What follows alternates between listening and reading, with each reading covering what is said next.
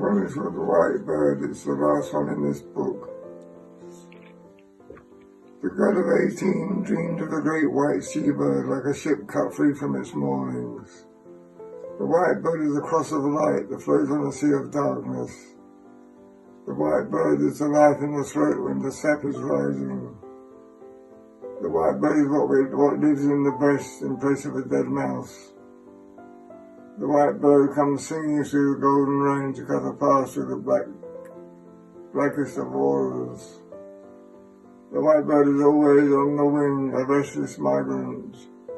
The white bird rises like spindrift, higher than the tallest breakers. The white bird has been here before, is older than Egypt.